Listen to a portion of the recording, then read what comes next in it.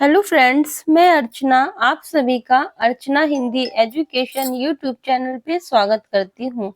आज मैं आप लोगों को सीटेट परीक्षा 21 जनवरी 2024 का हिंदी भाषा का प्रश्न पत्र हल करवा रही हूँ, जो कि क्लास 6 to 8 के लिए है। पहला हमारा क्या है, गद्यांश है। निम्नलिखित गद्यांश को पढ़कर पूछे गए प्रश्नों के सही सर्वाधिक उपयुक्त विकल्प का चयन कीजिए। तो है हमारा गद्यांश, इच्छा से प्रेरित होकर लोग उन्नति के मार्ग पर चलने लगते हैं। इच्छा से प्रेरित होकर लोग उन्नति के मार्ग पर चलने लगते हैं। अपनी यात्रा के आरंभ में वे प्रगति में बाधा डालने वाली सैकड़ों व्यक्तिगत और सामाजिक खामियों का पता लगाते हैं। उन आदि मानव ने सुख प्राप्त करने का अपनी सहज इच्छा से प्रेरित होकर भी इन खामियों के खिलाफ क्या किया, संघर्ष किया। हालांकि प्रगति प्राप्त करने के लिए कोई व्यवस्थित तरीका उपलब्ध न होने के कारण वे बहुत कमजोर थे। मानव अस्तित्व त्रिपक्षी है, भौतिक, मानसिक और आध्यात्मिक। अपनी यात्रा के प्रारंभिक चरण में सुदूर अतीत के अंधेरे युग में मानव ने अकेले और मानसिक क्षेत्रों में प्रगति की। मानव संरचना में रूपात्मक परिवर्तन अब भी हो रहे हैं और भविष्य में भी होंगे। मनुष्य भविष्य में ऐसे उल्लेखनीय परिवर्तनों से गुजरेगा जो आज के लोगों के लिए लगभग अपरिचित होंगे। हम यह नहीं कह सकते कि उन आरंभिक मनुष्यों ने वास्तव में कोई महत्वपूर्ण आध्यात्मिक प्रगति की थी। हालांकि उन्होंने जो भी उन्नति की वह किसी भी तरह से महत्वहीन नहीं थी। पहला है, विशेषण विशेष्य का उदाहरण नहीं है। अंधेरे युग, मानव अस्तित्व, आध्यात्मिक दुनिया, रूपात्मक परिवर्तन। तो विशेषण विशेष्य का उदाहरण क्या, हमारा मानव अस्तित्व नहीं होगा। मानव हमारा क्या है, किसी भी विशेषण विशेष्य का उदाहरण नहीं होगा। तो ऑप्शन नंबर सेकंड इसका क्या हो जाएगा, राइट हो जाएगा। नेक्स्ट है हमारा, उल्लेखनीय परिवर्तन से तात्पर्य है महत्वपूर्ण परिवर्तन, पुस्तकों में उल्लेखित परिवर्तन, पुरस्कृत परिवर्तन, बड़े बड़े परिवर्तन। तो उल्लेखनीय परिवर्तन मीन्स क्या होता है, हमारा महत्वपूर्ण परिवर्तन होता है। तो ऑप्शन नंबर फर्स्ट इसका राइट होगा। हम लोग बोलते नहीं है ये व्यक्ति बहुत ही उल्लेखनीय है, या हम कहते हैं कि ये पुस्तक बहुत उल्लेखनीय है, मीन्स बहुत ही क्या है, महत्वपूर्ण है। तो उल्लेखनीय हमारा क्या हो जाएगा, महत्वपूर्ण परिवर्तन। नेक्स्ट क्वेश्चन आया था 93, मानव के कौन कौन से तीन पक्ष हैं। 1 नंबर है सांसारिक, मानसिक, आध्यात्मिक। सेकंड है भौतिक, मानसिक, सांसारिक। थर्ड है भौतिक, मानसिक, आध्यात्मिक। फोर्थ है आध्यात्मिक, त्रिपक्षी एंड भौतिक। तो हम लोगों ने अभी देखा पैसेज में फ्रेंड्स की तीन पक्ष हमारे कौन कौन से बताए गए, भौतिक, मानसिक और आध्यात्मिक। तो हम लोग किसके साथ जाएंगे, भौतिक, मानसिक और आध्यात्मिक। तो ऑप्शन नंबर हमारा थर्ड क्या होगा, राइट होगा, भौतिक, मानसिक और आध्यात्मिक। अब है हमारा 94, उन्नति प्राप्त करने के लिए आवश्यक है कि मनुष्य अपनी कमियों को जान ले, अपने लक्ष्य की ओर चलता रहे, संघर्षरत रहे और विद्रोह करे, अपनी खूबियों को जान ले। तो उन्नति हमें तब तक प्राप्त नहीं होगी जब तक क्या होगा, हम अपनी अंदर की कमियों को नहीं दूर करेंगे। पैसेज में क्या बताया गया कि जब हम अपने अंदर की कमियों को क्या कर देंगे, निकाल देंगे, तो क्या होगा, हमें उन्नति का मार्ग मिल जाएगा। तो उन्नति प्राप्त करने के लिए आवश्यक है कि मनुष्य अपने अंदर की क्या करे, कमियों को जान ले। नेक्स्ट है हमारा 95, प्रगति प्राप्त करने का व्यवस्थित तरीका किसके पास नहीं था। आदि सभी अज्ञानी मानवों के पास। सेकंड है सभी अव्यवस्थित आदि मानवों के पास। थर्ड है आदि मानवों के पास। फोर्थ है सभी मनुष्यों के पास। तो प्रगति प्राप्त करने का जो व्यवस्थित तरीका किसके पास नहीं था, जो सभी अज्ञानी मानव पहले के जमाने में क्या थे, हमारे आदि मानव ही होते थे। मानव तो बाद में आया, पहला क्या था, आदि मानव ही तो हमारा वानर का रूप था। तो उसके पास क्या था, प्रगति प्राप्त करने के लिए व्यवस्थित तरीके नहीं होते थे।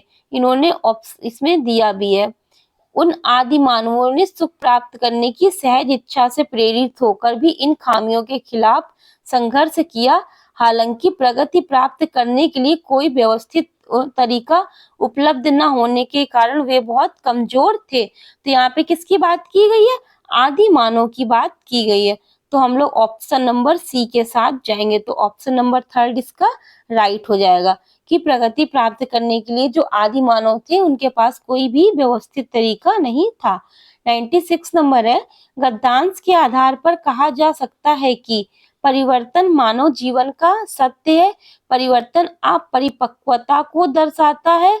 परिवर्तन तीव्र गति से होते, परिवर्तन महत्वपूर्ण नहीं होते। अब जो फोर्थ ऑप्शन है कि परिवर्तन महत्वपूर्ण नहीं होते, तो परिवर्तन तो क्या है? हमारी प्रकृति का नियम है, एक जाता है दूसरा आता है, तो परिवर्तन तो महत्वपूर्ण होते हैं। तो फोर्थ ऑप्शन इसका रॉन्ग हो जाएगा। थर्ड ऑप्शन क्या है?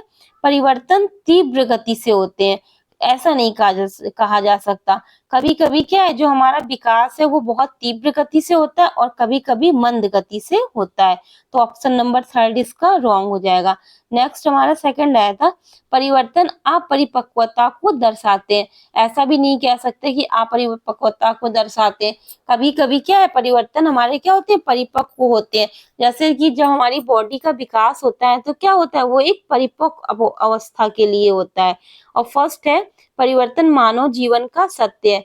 तो ये अभी पैराग्राफ में बताया गया है कि जो परिवर्तन है वो मानव जीवन का सत्य है, कि एक पीढ़ी के बाद दूसरी पीढ़ी आनी ही आनी है। तो ये क्या हो गया? हमारा यूनिवर्सल ट्रूथ हो जाएगा। अब मानव शब्द में किस प्रत्यय और उपसर्ग का प्रयोग हुआ है? तो प्रत्यय बच्चों क्या होते हैं? शब्दों के बाद में यूज होते हैं, और जो उपसर्ग होते हैं वो हमारे शब्दों के पहले यूज होते हैं। अब जो मानव है तो इसका उपसर्ग क्या हो जाएगा? इसमें उपसर्ग तो मानव में आ हो जाएगा हमारा, और प्रत्यय क्या हो जाएगा? हम मानव का क्या बनाएंगे? हम मानव का विशेषण मानवी बना सकते हैं, मानवी। तो मानवी में हमारा क्या प्रत्यय निकला? ई प्रत्यय निकला। मानवी का प्रत्यय क्या हो जाएगा हमारा? ई। तो ऑप्शन नंबर जो हमारा 4 दे रखा है उसमें ई हमारा प्रत्यय हो जाएगा, और जो आ है वो हमारा क्या हो जाएगा? उपसर्ग हो जाएगा। तो इसका ऑप्शन नंबर 4 हमारा राइट होगा। अब नेक्स्ट क्वेश्चन आया है, आदि मानव ने क्षेत्र में प्रगति की परंतु क्षेत्र में प्रगति नहीं कर सका। तो इन्होंने बोला कि आदि मानव ने किस क्षेत्र में प्रगति की? तो आदि मानव ने भौतिक क्षेत्र में तो प्रगति की थी, क्योंकि उसने क्या किया था? पत्थरों से आग जलाना सीखा था। उसने क्या किया था? जो अपने कपड़े थे तो बड़े बड़े जो पत्ते थे, तो कपड़ों उसने क्या किया? उन पत्तों को ही अपने कपड़ों के रूप में पहन लिया। जबकि क्या था? आध्यात्मिक क्षेत्र में वो प्रगति नहीं कर सका था। उसे ये नहीं पता था कि भगवान कहाँ और कैसे हैं। तो आदि मानव ने भौतिक क्षेत्र में प्रगति की परंतु आध्यात्मिक क्षेत्र में प्रगति नहीं कर सका। 99 नंबर है, अध्यात्म शब्द में इक प्रत्यय लगाने पर शब्द बनेगा। तो अगर हम लोग आध्यात्म में इक प्रत्यय लगा देंगे तो आध्यात्मिक तो बनेगा नहीं। सेकंड है आध्यात्मिक, आध्यात्मिक ये भी रॉन्ग हो जाएगा, क्योंकि इसमें क्या है? इसमें हमारा छोटा आ है। थर्ड ऑप्शन में क्या? आध्यात्मिक, ये तो कोई वर्ड ही नहीं होता है। जबकि जो हमारा फोर्थ ऑप्शन है आध्यात्मिक, ये हमारा क्या हो जाएगा? राइट हो जाएगा। क्योंकि क्या, एक प्रत्यय जब लग जाएगा तो क्या हो जाएगा? आध्यात्मिक हमारा बन जाएगा। अब नेक्स्ट आया था 100 नंबर क्वेश्चन, नीचे दी गई कविता की पंक्तियों को पढ़कर सबसे उचित विकल्प का चयन कीजिए। कट गया शीश पर, ये शीश है झुका नहीं, राही उसी का नाम है जो राह में रुका नहीं। एक दिन प्रकाश होता है कितना भी अंधकार हो, सत्य की विजय सदा असत्य की हार हो। सच्चाई साथ में रहे कैसा भी अपना अंत हो, सत्य की विजय सदा असत्य की हार हो। बहुत अच्छा है। इसमें बोला गया है सत्य के बारे में। समूह से भिन्न शब्द युग्म है। अब भिन्न शब्द युग्म हमें छांटना है। पहला है सत्य असत्य, तो सत्य असत्य क्या हो जाएंगे? हमारे विलोम हो जाएंगे। जय का क्या हो जाएगा? पराजय। प्रकाश का क्या हो जाएगा? अंधकार। जबकि जो हार का अपोजिट होगा वो क्या होगा? जीत होगा। इसमें बिहार दे रखा है, तो तो ये हमारा क्या हो जाएगा, भिन्न शब्द युग्म हो जाएगा। नेक्स्ट है कविता में पर सर्वाधिक बल दिया गया है। तो अभी हमने पढ़ा सत्य की विजय सदा असत्य की हारो। तो कविता में हमारा क्या है, जो सत्य वर्ड है उस पर क्या है, सर्वाधिक बल दिया गया है। अंधकार रहा और प्रकाश आया है, लेकिन इस पर क्या है, बल नहीं दिया गया है। अब 102 नंबर क्वेश्चन है, कविता के अनुसार राही की विशेषता है हर तरह के मार्ग पर चलते रहना, हर परिस्थिति में विजय रहना, हर परिस्थिति में कार्यरत रहना, हर तरह से काम निकालना। तो अभी हम लोगों ने पढ़ा इसमें, कितना भी अंधकार हो सत्य की विजय सदा, ये शीश है झुका नहीं, राही उसी का नाम है जो राह में रुका नहीं। राही उसी का नाम है जो राह में रुका नहीं से हमारा क्या मीन्स हो जाएगा, कविता के अनुसार राही की विशेषता क्या है, हर तरह के मार्ग पर चलते रहना, मीन्स कहीं पर भी मत रुकना। तो क्या हो जाएगा हमारा ऑप्शन नंबर फर्स्ट इसका राइट हो जाएगा। फिर है कविता के अनुसार किसी भी स्थिति में अंधकार नहीं होना चाहिए, स्वाभिमान बना रहना चाहिए, दुखी नहीं होना चाहिए, सिर नहीं कटना चाहिए। तो क्या है, कविता के अनुसार क्या, हमारा स्वाभिमान बना रहना चाहिए। हमेशा क्या है, हम अपने अगर स्वाभिमान में रहेंगे कि हमें देश की रक्षा करनी है, तो क्या होगा, हमारा देश हमेशा समृद्ध होगा। तो ऑप्शन नंबर सेकंड इसका राइट हो जाएगा। नेक्स्ट है अंधकार का प्रतीक नहीं है निराशा, चुनौतियां, समाधान और बुराई। तो अंधकार का प्रतीक हमारा क्या नहीं होगा, समाधान जो है वो हमारा अंधकार का प्रतीक नहीं होगा। इस कविता का मुख्य स्वर है ओज, श्रृंगार, देशभक्ति और तमस। तो इस कविता में क्या है, हमारे ओज गुण का माधुर्य है। तो ऑप्शन नंबर फर्स्ट इसका क्या हो जाएगा, राइट हो जाएगा।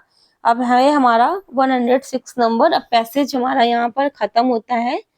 अब 106 नंबर है, उपचारात्मक शिक्षण किसके लिए है, उन अध्यापकों के लिए जिन्हें भाषा सीखने वाले कुछ विद्यार्थियों के लिए अपने शिक्षण में सुधार लाना है, उन शिक्षार्थियों और अध्यापकों के लिए जिन्हें अपने शिक्षण अधिगम युक्तियों को समझने और बदलने सुधार लाने की जरूरत है, उन शिक्षार्थियों और अध्यापकों के लिए जो भाषा की परीक्षा में अधिक अंक लाना चाहते हैं, उन शिक्षार्थियों के लिए जिन्हें भाषा अधिगम के कुछ आयामों पर ध्यान देने की आवश्यकता है। तो जो उपचारात्मक शिक्षण होता है फ्रेंड्स, तो वो किसके लिए होता है, शिक्षार्थी और अध्यापक दोनों के लिए होता है। तो जो फोर्थ ऑप्शन है यहाँ पर केवल शिक्षार्थी की बात की गई है, तो ये तो हमारा क्या हो जाएगा, रॉन्ग हो जाएगा। थर्ड ऑप्शन में क्या है, उन शिक्षार्थियों और अध्यापकों के लिए जो भाषा की परीक्षा में अधिक अंक लाना चाहते हैं। एनसीएफ 2005 में साफ साफ बताया गया है कि जो मतलब नंबर सिस्टम है उसको खत्म करके हमें ग्रेडिंग सिस्टम लाना है, ताकि बच्चों में हीन भावना उत्पन्न ना हो। तो ऑप्शन नंबर थर्ड भी इसका रॉन्ग हो जाएगा। सेकंड है उन शिक्षार्थियों और अध्यापकों के लिए जिन्हें अपने शिक्षण अधिगम युक्तियों को समझने और बदलने सुधार लाने की जरूरत है। अब इसमें क्या है, हमारा सीखने पर बल दिया गया है कि जो अध्यापक और शिक्षार्थी है वो पहले अधिगम युक्तियों को समझे, उन्हें बदले और क्या फिर करे, सुधार लाए। और ऑप्शन नंबर फर्स्ट है उन अध्यापकों के लिए जिन्हें भाषा सीखने वाले कुछ विद्यार्थियों के लिए अपने शिक्षण में सुधार लाना है। तो ऑप्शन नंबर फर्स्ट और सेकंड में क्या, हमारा सेकंड ऑप्शन ज्यादा सही लग रहा है, क्योंकि इसमें समझने के लिए भी बोला गया है और सुधार लाने के लिए भी बोला गया है। तो ऑप्शन नंबर सेकंड इसका राइट हो जाएगा और ऑप्शन नंबर फर्स्ट भी इसका रॉन्ग होगा। अब नेक्स्ट क्वेश्चन है हमारा, कक्षा 6 की शिक्षार्थी श्रेया अपने पिता के स्थानांतरण के कारण पंजाब के जालंधर से तमिलनाडु के मदुरई जाती है। अपने पिता के स्थानांतरण के कारण पंजाब के जालंधर से तमिलनाडु के मदुरई जाती है। वह मातृभाषा के कारण पंजाबी जानती है, वो पंजाबी जानती है और विद्यालय में द्वितीय भाषा के रूप में अंग्रेजी भी जानती है। वो पंजाबी के साथ साथ सेकंड लैंग्वेज के रूप में क्या है, इंग्लिश जानती है। उसने अपने पड़ोसियों की मदद से तमिल बोलना और पढ़ना सीख लिया है।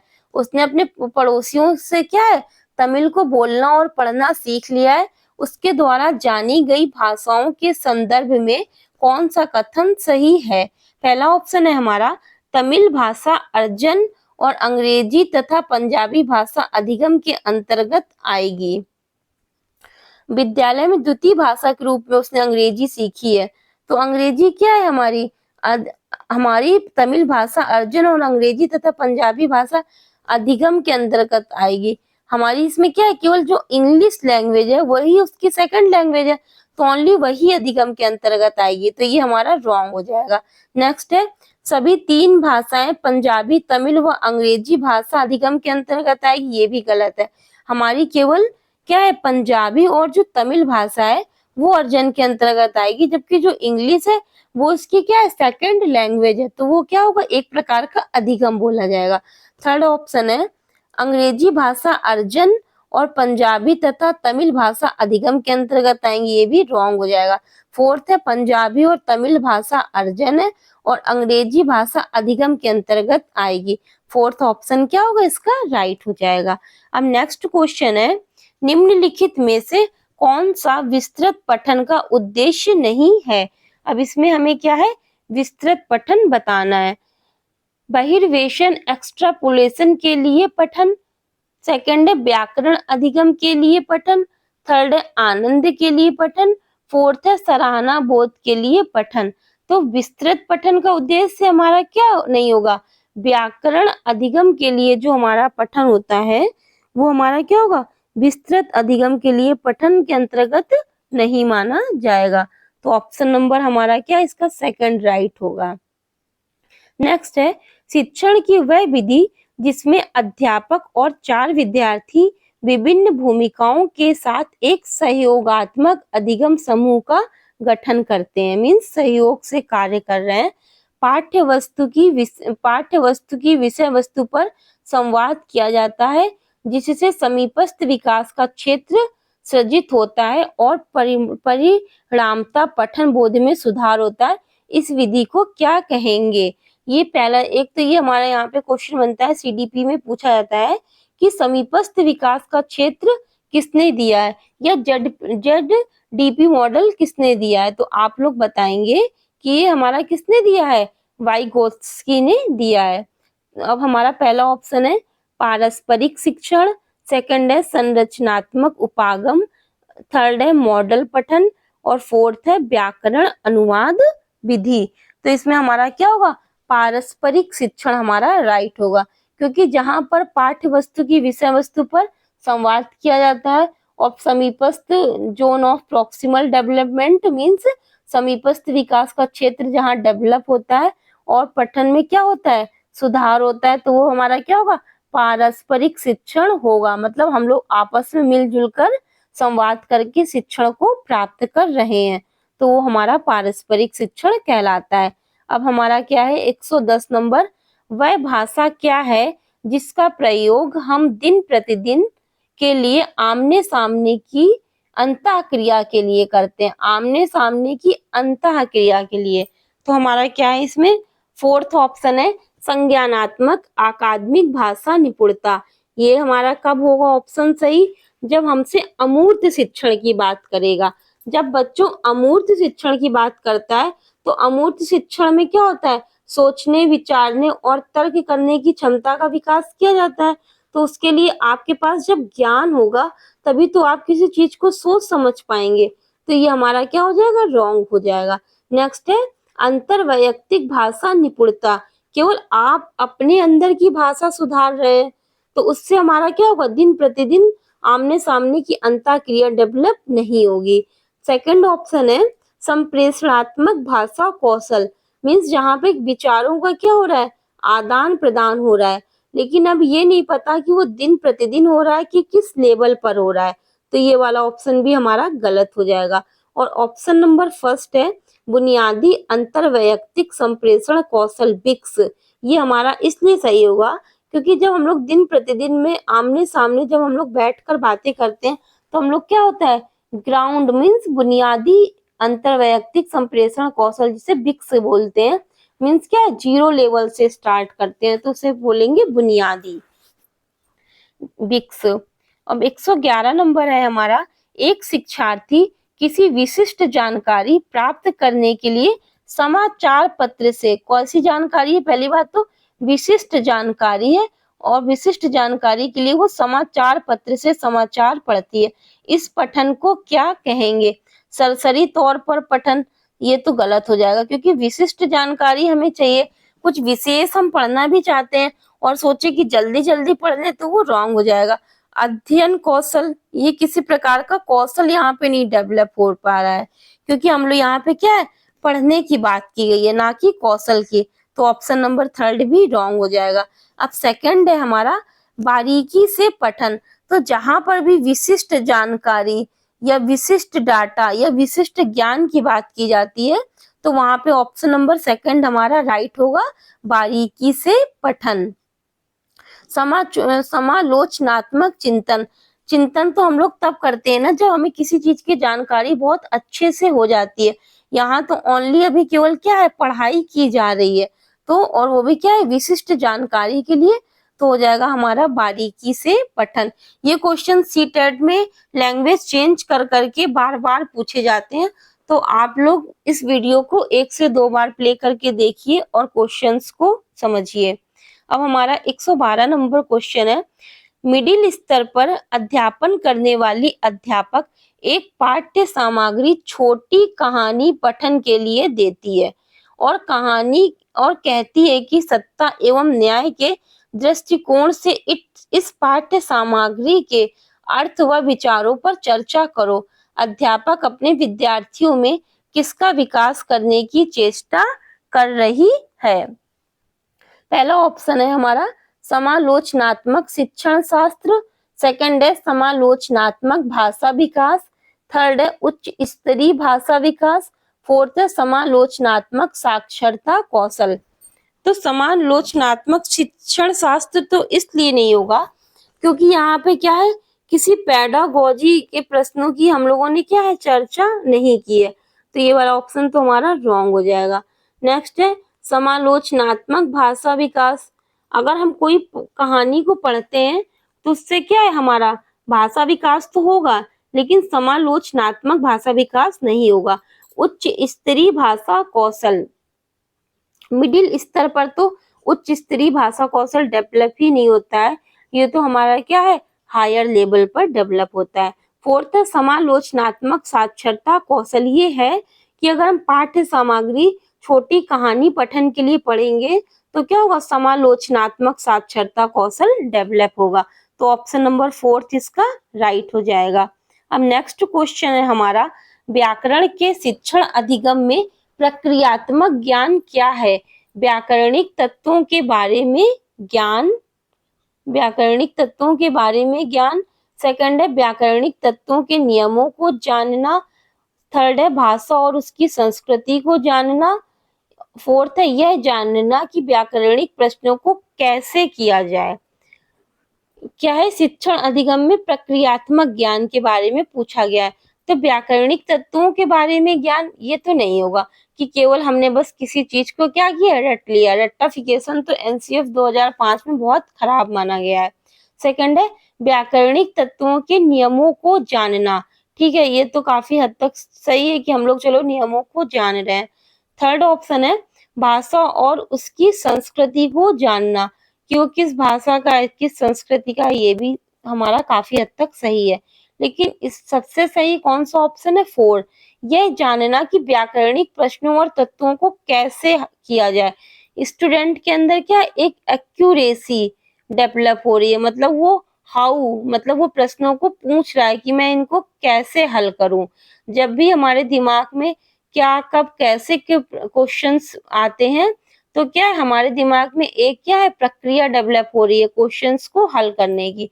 इस वजह से इसका ऑप्शन नंबर फोर्थ हमारा राइट हो जाएगा, यह जानना कि व्याकरणिक प्रश्न तत्वों को कैसे हल किया जाए।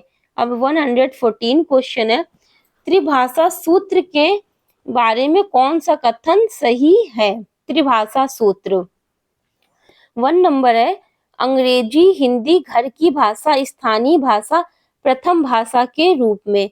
सेकंड ऑप्शन है मातृभाषा घर की भाषा हिंदी प्रथम भाषा के रूप में। थर्ड है मातृभाषा घर की भाषा अंग्रेजी प्रथम भाषा के रूप में। फोर्थ है मातृभाषा घर की भाषा क्षेत्रीय भाषा प्रथम भाषा के रूप में। जो स्थान अंग्रेजी हिंदी घर की भाषा स्थानीय भाषा प्रथम भाषा के रूप में हमारी नहीं होती है, तो ये हमारा क्या हो जाएगा? रॉन्ग हो जाएगा। नेक्स्ट है मातृभाषा घर की भाषा हिंदी प्रथम भाषा के रूप में। मातृभाषा घर की भाषा तो हमारी प्रथम भाषा हो जाएगी, किंतु जो हिंदी है वो हमारी प्रथम भाषा नहीं होगी। फिर है मातृभाषा घर की भाषा अंग्रेजी प्रथम भाषा के रूप में। अंग्रेजी भी क्या है? हमारी प्रथम लैंग्वेज नहीं है। फोर्थ ऑप्शन है मातृभाषा घर की भाषा क्षेत्रीय भाषा प्रथम भाषा के रूप में। ये ऑप्शन क्या होगा? हमारा राइट हो जाएगा, क्योंकि हम लोग जब प्रथम भाषा जब भी हम लोग बोलना चालू करते हैं तो हम लोग पहली लैंग्वेज क्या है? अपने परिवार आस पड़ोस से ही सीखते हैं, तो उसे बोलेंगे क्षेत्रीय भाषा। तो ऑप्शन नंबर 4 इसका राइट होगा। 115 है एक भाषा सहायक अंग्रेजी में कहानी सुनाती है।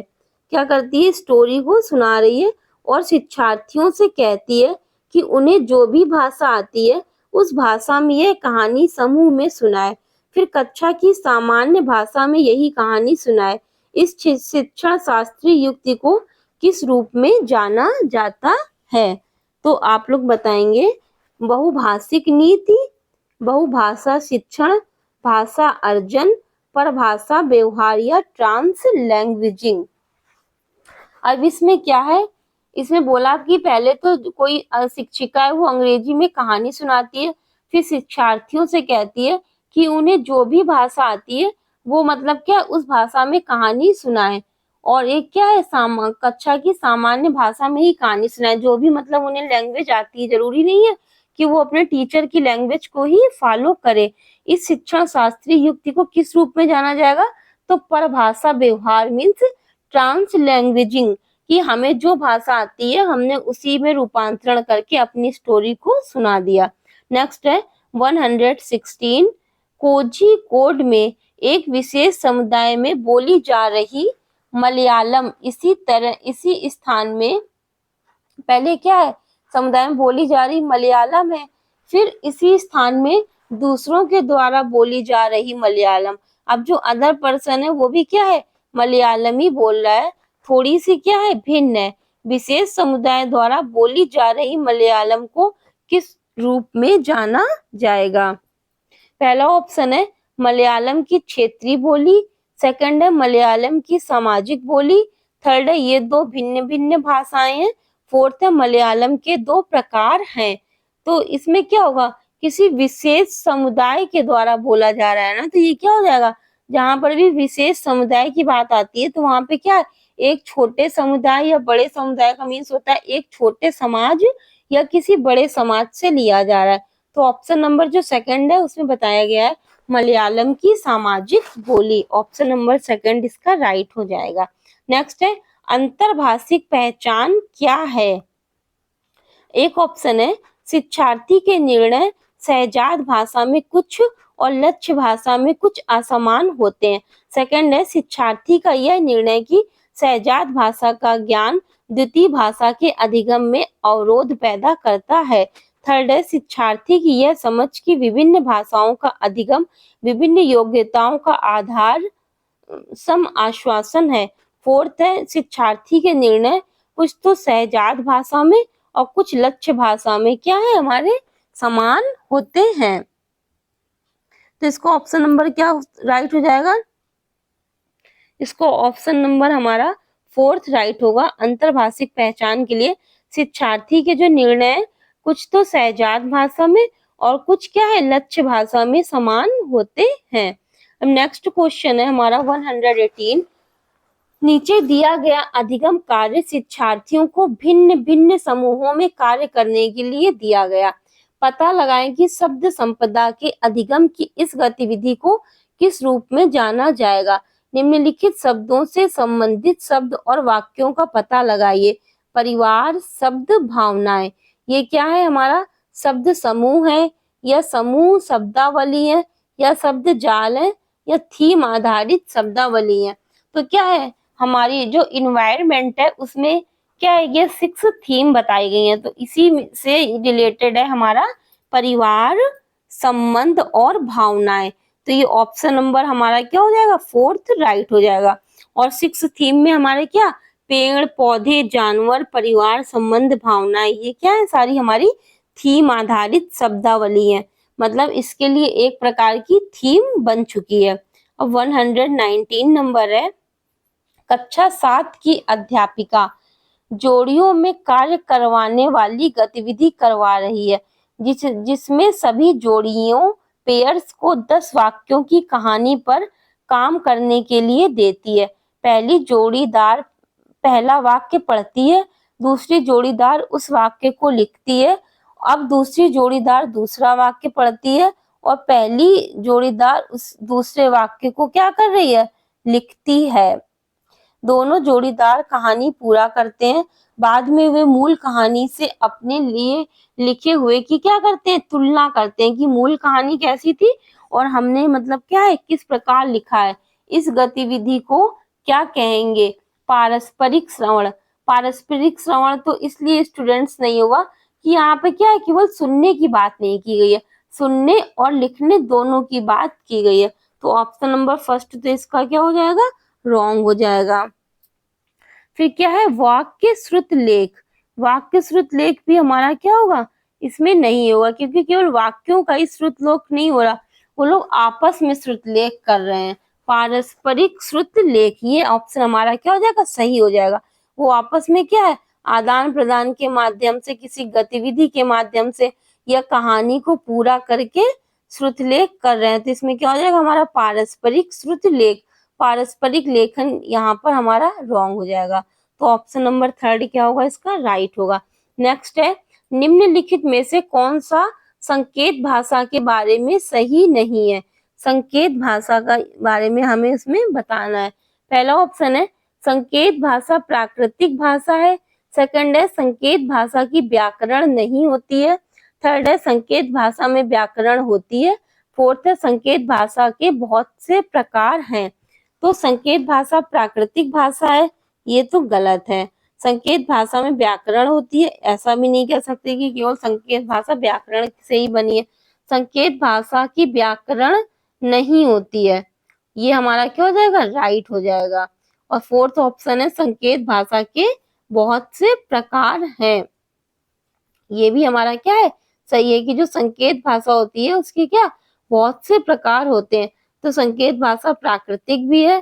संकेत भाषा व्याकरण में थोड़ा बहुत हम लोग क्या होता है, व्याकरण का भी यूज करते हैं, लेकिन संकेत भाषा की व्याकरण नहीं होती। मीन्स जो संकेत भाषा है उसकी क्या है, खुद की अपनी कोई व्याकरण नहीं होती है। तो ऑप्शन नंबर 2 इसका क्या हो जाएगा, राइट हो जाएगा। ओके बच्चों, नेक्स्ट शिफ्ट के पेपर्स पाने के लिए प्लीज आप लोग मेरे चैनल को सब्सक्राइब कीजिए, मेरे वीडियो को लाइक कीजिए और अपने फ्रेंड्स को शेयर कीजिए, ताकि वो लोग भी सीटेट में एक अच्छा स्कोर प्राप्त कर सके। ओके बच्चों, मिलते हैं हम लोग नेक्स्ट वीडियो में। Bye bye, thank you.